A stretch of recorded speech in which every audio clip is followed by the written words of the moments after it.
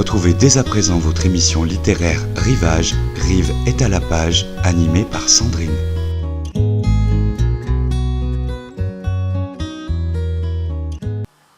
Bonjour, ici Sandrine Bertani.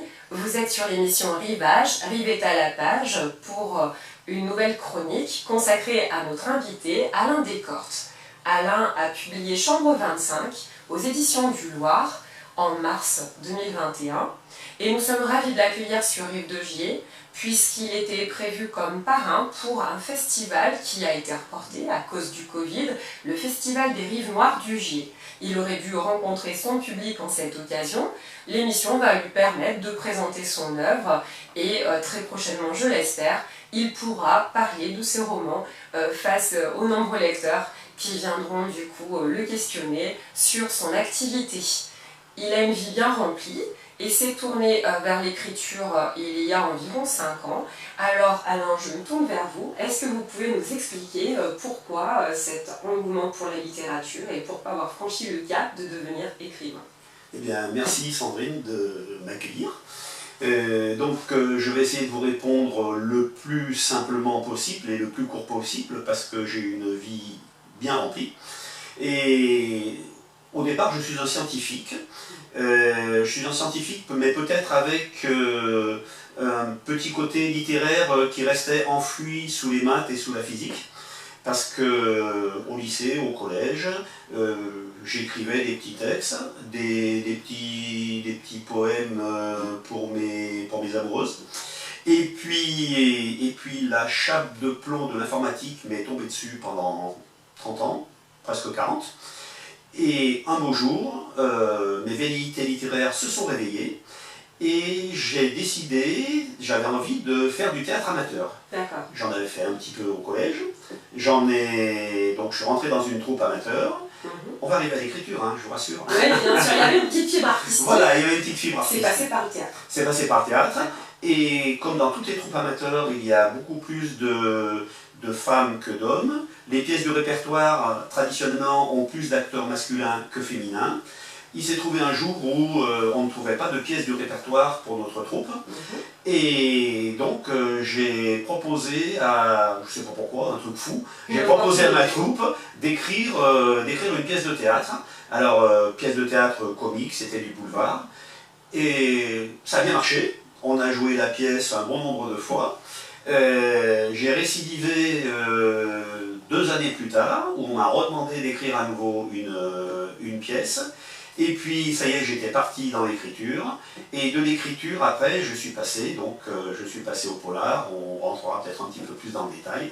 Et voilà pourquoi, depuis maintenant 4 ans, 5 ans, j'écris et je publie. Parce que j'ai quand même toujours un petit peu écrit, mais sans jamais publier. Oui, d'accord. Donc c'était vraiment au départ pour être lu et mis en voix. On retrouve d'ailleurs ce talent dans vos dialogues qui sont finalement très véridiques. On s'y croirait quand on entend parler vos personnages. On voit qu'il y a la narration et puis on voit cet art du dialogue qui rend les choses très vivantes. Oui, c'est exact. Le côté théâtre m'a laissé une partie importante au dialogue. Que je dois de temps en temps canaliser parce qu'il est vrai que par rapport à d'autres auteurs, j'ai peut-être un petit peu plus de dialogue que de narratif. Les personnages prendraient du coup la parole et se mettraient franchement à occuper tout l'espace. Alors en parlant de vos personnages dans vos premiers livres, on va commencer par les disparus du festival, puis ensuite les ailes noires du goéland et enchaîner sur Mémoire de glace. Vous avez des personnages qui sont récurrents, dont une jeune amatrice de théâtre, Stella. Est-ce que c'était important d'avoir un personnage que l'on retrouvait d'un livre à l'autre? Alors, au départ, je dois vous expliquer que les disparus du festival, je vais d'abord vous expliquer comment sont arrivés les disparus du festival. Est-ce que c'est le festival de théâtre dont vous parliez? Voilà, c'est-à-dire qu'on était resté à l'écriture de pièces pour ma troupe. Et puis un beau jour, je suis un homme de projet, j'ai voulu lancer un festival de théâtre amateur sur Condrieu. Et donc, ce festival de théâtre amateur a nécessité beaucoup de réunions. Et un jour, pendant une réunion avec le comité des fêtes, je suis parti dans un délire à dire, bah tiens, si finalement, pendant le festival de théâtre amateur, une comédienne disparaissait. Alors une comédienne ou un comédien, bon, pourquoi j'ai choisi une comédienne? Peut-être parce que j'ai toujours plus été attiré par la femme que l'homme.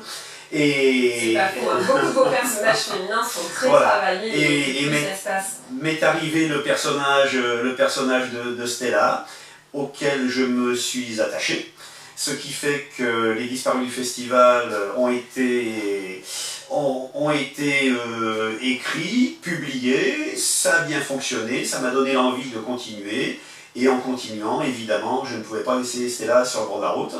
Et donc, j'ai continué à mettre Stella en scène. Vous voyez, je parle encore. C'est ça, avec la même métaphore. Voilà. Et Stella, c'est vrai, prend la parole, même quand elle n'est pas forcément présente dans le livre elle-même, mais pour présenter le livre, elle est toujours présente en vous. Alors, est-ce que du coup, c'est une identification ou est-ce que c'est simplement un personnage qui vous sert de catalyseur, on va dire, pour continuer d'inventer d'autres fictions? Alors, vous vous identifiez à elle ou vous la chérissez comme une fille? Alors, je vais répondre à votre question par une autre réponse. Ou par une autre question. On dit souvent que les personnages sont autobiographiques par rapport à l'auteur. Alors, c'est pas mon cas. Ou alors sinon il y a quelque chose de caché que je n'aurais pas trouvé, mais j'ai des parties de personnages qui sont autobiographiques. C'est-à-dire que pour faire mon autobiographie,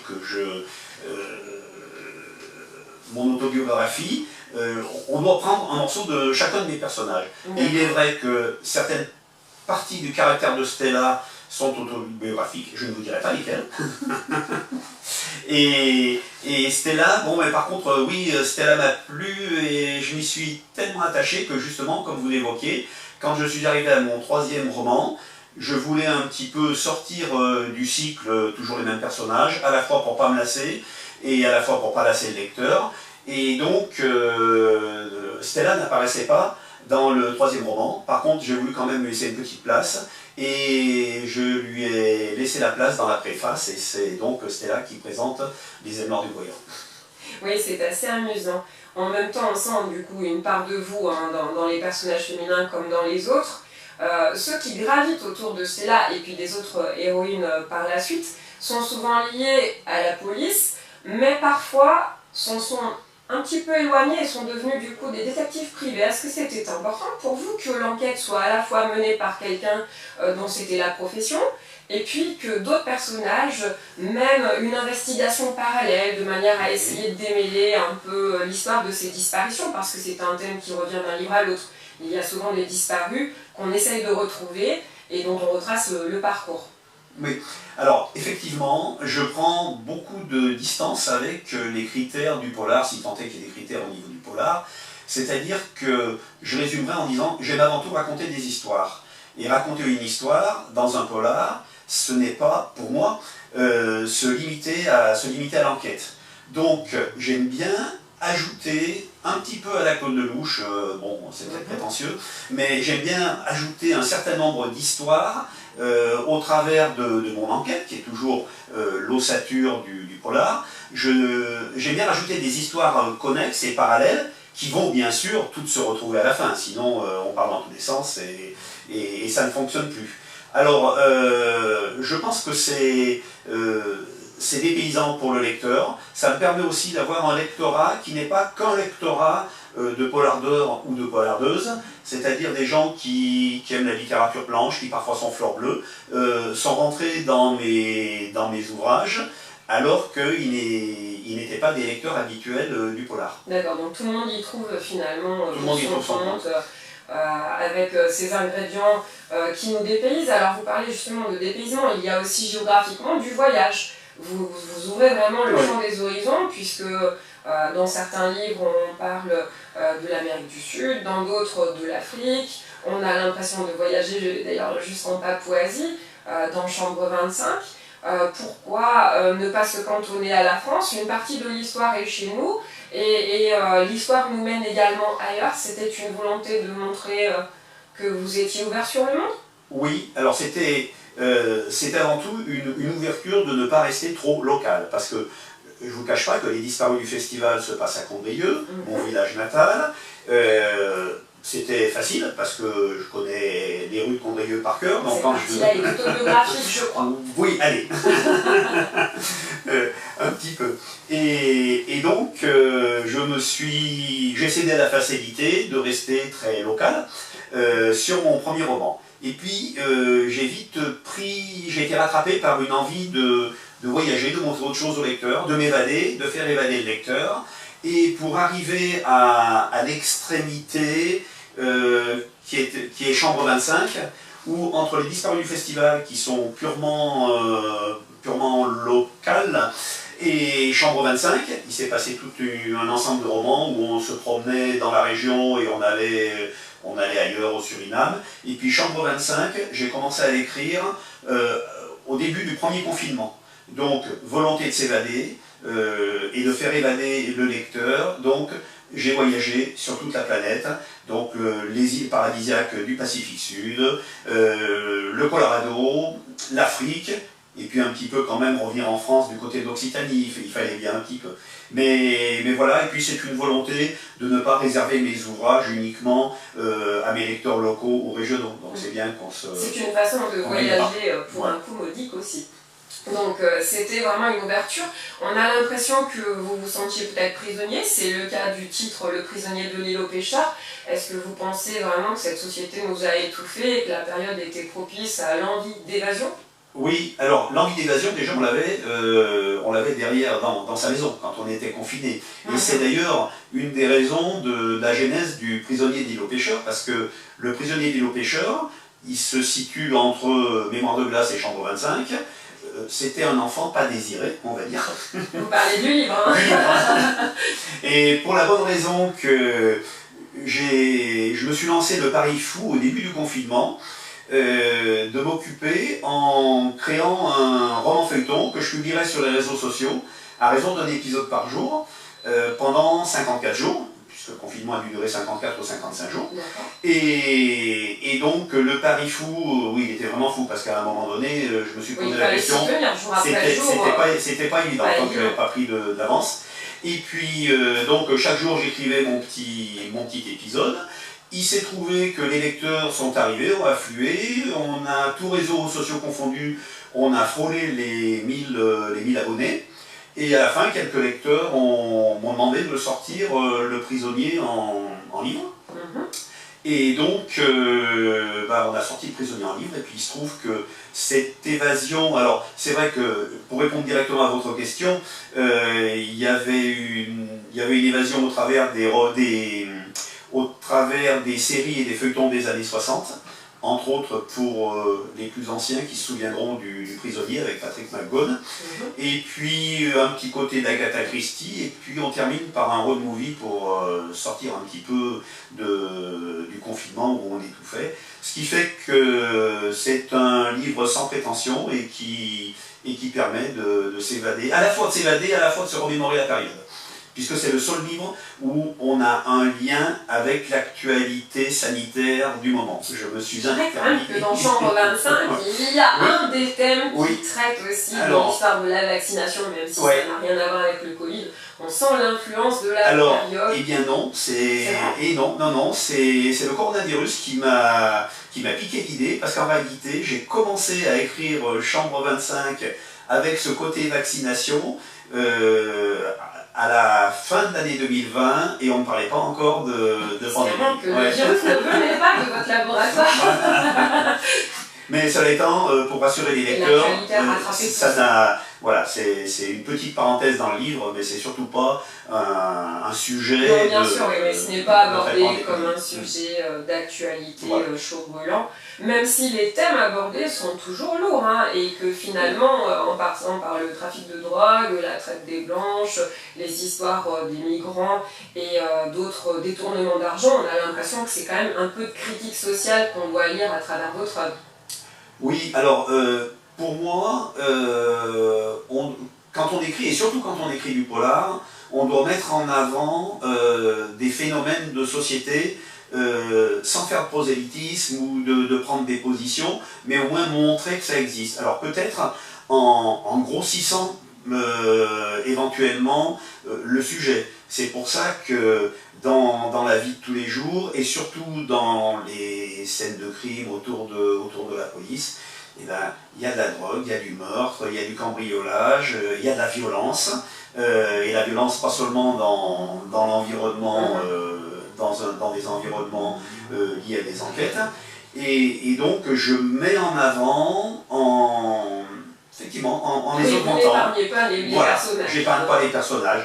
Et puis c'est aussi ce qu'attendent les lecteurs et les lectrices. Ça fait partie des attendus. Oui. Mais du coup, est-ce que vous diriez qu'il y a un âge minimal pour ce type de lecture, où vraiment les scènes de torture ou bien les sujets évoqués peuvent paraître un petit peu lourds quand on a moins de 15 ans, moins de 16 ans?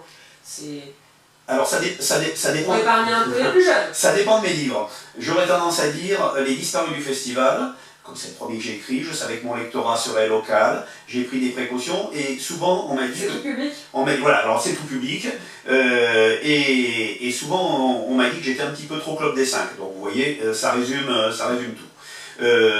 On a un petit peu plus rentré avec une petite dose de sexe minime et un peu de violence, avec Suriname Connexion. Voilà. Et là on est passé au moins de 12 ans. Et désormais, ça s'arrête tout. Comme on a continué de me dire j'aime pas qu'on me cherche, donc on a continué de me dire oh ouais c'est un peu mièvre quand même, c'est un peu soft, c'était le terme un peu soft tes romans. Donc j'ai pris ça pour une provocation, et quand j'ai écrit Les Ailes Noires du Goéland, alors là c'est réservé aux plus de 18 ans, et encore,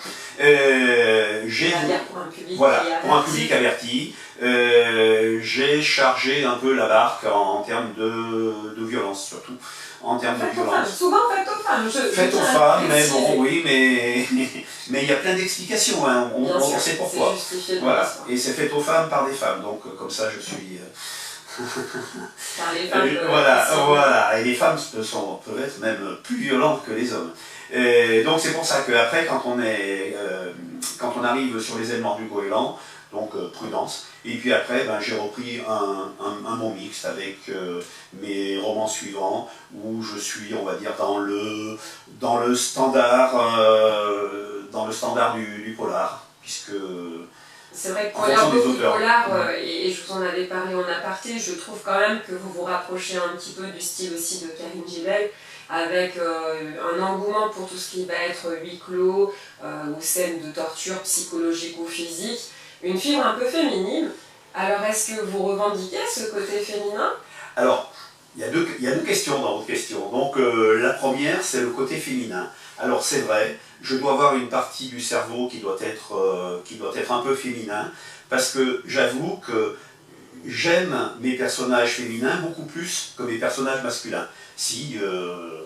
Même si je m'attache aux deux, et je trouve plus de plaisir à décrire mes personnages féminins que mes personnages masculins. Et d'ailleurs, on m'avait dit, parce que ça, il n'y a que des regards extérieurs, plusieurs lectrices m'ont dit que mes personnages féminins étaient beaucoup plus creusés que mes personnages masculins. Et ce qui m'a fait plaisir, c'est que ils étaient vrais.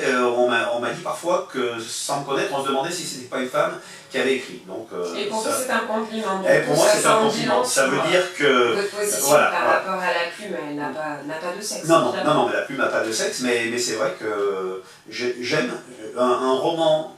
Je n'écrirai pas un roman où il n'y aurait que des personnages masculins. Par contre, un roman avec que des personnages féminins, je prendrais plaisir à l'écrire. Et puis alors, concernant Karine Gibel, eh bien oui, c'est vrai, moi je ne connaissais pas du tout Karine Gibel, parce que, comme je vous ai dit, pendant un certain temps, j'ai eu la chape de plomb de l'informatique, je lisais très peu, et je me suis mis à lire et relire il y a simplement une dizaine d'années, et parmi les auteurs, j'ai découvert Karine Gibel, et j'avoue que je suis tombé sous le charme. La façon de décrire ses personnages, ses scénarios, enfin, et donc je pense, je me défends d'imiter Karine Gibel, mais je pense qu'il y a eu une influence, elle a eu une influence peut-être plus sur mon style que sur les histoires, parce que du côté des histoires... Il y avait déjà tous les ingrédients, mais c'est plutôt cette vivacité, oui. Le côté dynamique et le fait d'être dans la tête du personnage, d'avoir beaucoup de narration interne, ça oui. relève vraiment de... Oui, tout à fait. Tout à fait. Ça, profil d'écriture. J'avoue que j'ai subi une influence, une bonne influence, je l'espère. C'est ça, c'est pour ça. Le mot suivi est peut-être fort. Ouais.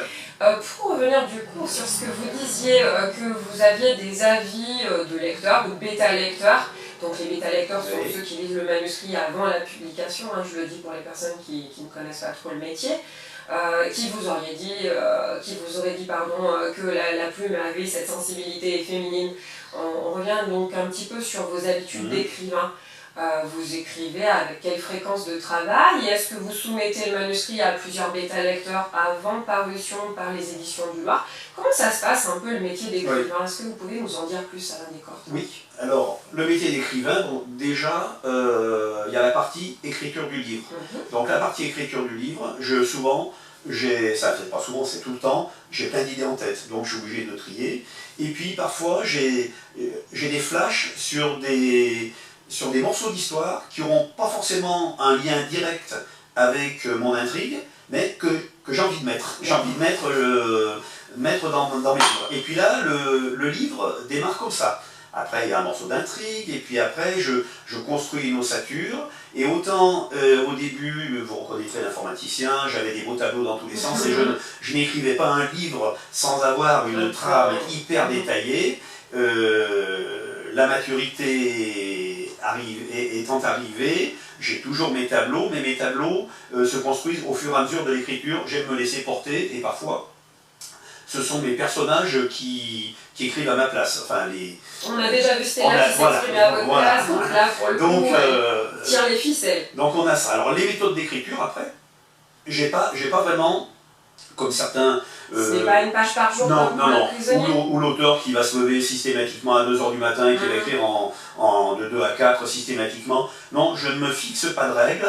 J'ai l'avantage de cumuler encore une activité professionnelle de conseil très souple, une retraite de l'associatif qui fait que je n'ai pas des horaires fixes. Donc ce qui veut dire qu'il peut m'arriver d'écrire à certains moments 1 heure par jour, d'écrire une journée entière et de ne pas écrire pendant une semaine. C'est un petit peu, je ne me fais pas violence, mais ce qui est amusant, c'est de constater que j'ai toujours écrit un roman, à part le premier qui était un peu plus long, mais en 1 année. Quand je dis en 1 année, en réalité c'est en 9 mois, le temps d'une gestation.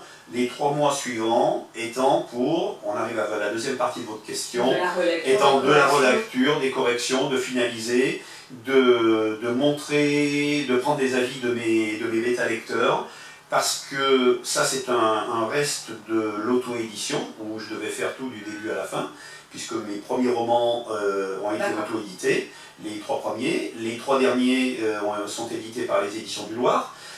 Mais à la différence d'autres auteurs, je tiens, quand j'envoie un manuscrit à mon éditeur, je tiens à ce qu'il soit parfait. Enfin, pour moi, il n'est jamais parfait. Propre, avec une exigence sur la grammaire, l'orthographe, le choix du lexique, etc. J'ai toujours gardé quelques bêta-lecteurs. Alors au début, ils étaient 15. Là, j'ai réduit un petit peu parce que c'est compliqué à gérer. Mais de façon à avoir des avis avant de soumettre à l'éditeur, d'avoir quelques avis, à la fois pour des avis sur la forme, parce qu'on laisse toujours des fautes, quoi qu'il en soit, et puis des avis aussi sur l'histoire, parce que si un bêta-lecteur dit « oui, mais là j'ai pas compris pourquoi il se passe ceci », il dit « ah bah oui, s'il n'a pas compris, le lecteur ne comprendra pas ». Et c'est quand le paquet cadeau est presque parfait, je l'envoie aux éditions du Loir, qui, à son tour, repasse aussi dans un cycle, mais ça c'est le côté informaticien, hein. Le double contrôle, ça me plaît bien. Hein. D'accord, avec de leur côté leur préparateur, ils ont leur préparateur, leur correcteur, les mises en page. Vous des personnes pour éventuellement orienter sur certaines écritures. Voilà, et je trouve qu'ils sont très forts pour choisir les couvertures, puisqu'il y a les premiers livres que j'ai publiés, c'était moi qui choisissais ma couverture. Et je reconnais que les derniers livres ont une couverture qui est beaucoup plus vendeur, c'est ça? beaucoup plus, voilà. Donc plus professionnel peut-être, avec un regard du coup extérieur. Donc vous êtes très content finalement de passer par un éditeur et du conseil des éditions du Loir? Oui, alors là, si en plus il ne faut pas que je fasse trop de compliments aux éditions du Loir, parce qu'on n'a plus de marge de manœuvre après. Non, vous étiez déjà content du coup oui, du travail, mais ce que j'ai l'habitude de dire aux auteurs qui me questionnent entre la différence entre l'auto-édition et puis l'éditeur, eh bien l'auto-édition, on doit tout faire. Et alors qu'au niveau de l'éditeur, quand on a un éditeur, on peut se limiter à écrire. C'est tout. Donc, ce qui devrait être l'activité essentielle d'un écrivain. Mais donc on gagne en confort quand on passe par un éditeur, mais on perd en liberté, parce qu'on fait pas ce qu'on veut. Hein. Il y a des moments, il faut tenir compte, c'est un partenariat avec l'éditeur, c'est gagnant-gagnant. Donc si l'éditeur fait une remarque, eh bien, avant de dire non, il faut quand même en tenir compte. Soit argumenter, soit en tenir compte, parce qu'après tout, la remarque est peut-être justifiée et cela permet peut-être d'améliorer encore le livre et sa réalisation. D'accord. Donc vous êtes passé par l'auto-édition, désormais vous êtes édité chez Le Loir. Vous dites qu'il n'y a pas forcément de rythme d'écrivain au quotidien, ça peut être une journée comme plus tard, tous les jours pendant une semaine ou avec des interruptions. Et il y a toujours une quinzaine de bêta-lecteurs? Ou bien finalement il y a quelques fidèles qui restent vos premiers lecteurs? J'ai réduit, alors je veux pas non plus faire un classement dans mes bêta-lecteurs, mais j'ai réduit avec déjà ceux qui étaient plus proches. Je suis passé de 15 à 4-5. D'accord. Et en prenant un petit peu un plus chez chacun, j'ai des profs agrégés qui vont beaucoup s'attacher. D'horizons divers, d'âges divers, de manière à voir si ça pourrait plaire à n'importe quel lecteur. Je vous dis des profs agrégés qui vont s'attacher beaucoup plus à la forme, des gens qui sont un petit peu plus rêveurs, qui vont plus s'attacher au scénario, et avec tout ça, ça me permet de rendre une copie beaucoup plus peaufinée. Et quand tous les ingrédients sont comme cela rassemblés et réunis, vous parlez de scénario, ça serait envisageable, une adaptation en film? Ça vous trotte dans l'idée? Oui, alors... c'est encore un rêve. C'est un rêve. Chaque auteur aimerait que son livre soit adapté. Donc c'est quelque chose qui est possible avec les éditions du Loir, puisqu'on a prévu ça dans nos relations contractuelles. Après, c'est compliqué parce qu'il faut que l'éditeur trouve le scénariste, puisqu'on passe par un scénariste quand il y a une adaptation cinématographique, un scénariste qui soit intéressé par l'histoire, et puis après il faut que ça se fasse. Alors évidemment, il y a la série télé, et puis après il y a le niveau du dessus qui est le film. Ce que pour moi ce serait une reconnaissance, ce serait quelque chose de très satisfaisant, bien qu'on m'ait prévenu que, attention, il peut y avoir, et ça c'est des critiques que font souvent les lecteurs et les spectateurs, en disant une différence entre le film et le livre, parce qu'il y a des choses qu'on peut pas tout retranscrire dans le film, et on peut avoir des personnages dont les noms changent, on peut avoir une région qui change aussi. Donc c'est vrai que les disparus du festival qui se passent dans le livre, il faut peut-être avoir peut-être un peu de souplesse. Mais oui, ce serait et vous-même, par exemple, écrire un scénario à partir de la trame du roman, vous pensez que ce serait possible? Je pense que à chacun son métier, même si j'écris des pièces de théâtre qui vont se rapprocher un petit peu du scénario. L'informaticien, il y a l'auteur de pièces, de polar, et puis, comme on le disait, il y a quand même une connotation un peu thriller. On a l'impression que vous avez plein de vie, que vous évoluez. Oui, c'est vrai, mais non, c'est pas dans mes projets. J'ai mieux continuer d'écrire le livre. Avec ce rythme-là d'un livre par an et cet éditeur qui vous fait confiance et dont vous êtes satisfait, les éditions du Loir actuellement. Donc pour simplement conclure, Alain Descortes, on espère vous voir bientôt sur Rive de Gier dans le cadre d'un festival ou d'un autre salon littéraire. Vous, dans votre actualité, il me semble que vous allez être bientôt présent à Saint-Ancre, à Vienne. Oui, alors merci de ce petit clin d'œil à Saint-Ancre. Donc en tant qu'auteur, j'ai renoué avec les salons littéraires qui se sont rouvert tout doucement au début d'été et puis de façon très forte à partir du mois de septembre. Et donc aujourd'hui, tous mes week-ends sont pratiquement occupés par ma présence sur les salons littéraires. Et j'ai un rendez-vous incontournable pour moi qui est Sans l'encre, parce que Sans l'encre qui est à Vienne. Pour Sans l'encre, parce que Sans l'encre m'a fait confiance dès mon premier roman dans le stand des auteurs de la région et avec les disparus du festival. Et j'en suis très reconnaissant aux organisateurs. Et même si j'ai grandi, je serai donc à Sans l'encre sur le stand d'une librairie, ce sera la librairie Luciole.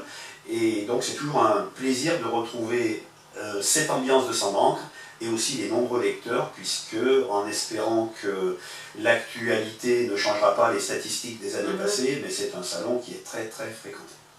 D'accord, et bien c'est le dernier week-end de novembre. Dire la date, voilà, le dernier week-end de novembre, je pense que tout le monde sera ravi de vous rencontrer de visu, puisque là, vous avez présenté votre œuvre, mais ça reste par le biais d'un média. Et dans ce cas-là, je vous dis à très bientôt, à Sans l'encre à Vienne probablement. Et puis aux auditeurs, je leur donne rendez-vous dans 15 jours pour une nouvelle chronique dans l'émission Rivage, Rive est à la page. Et bien, je vous remercie. Merci Alain. Merci. Merci, au revoir.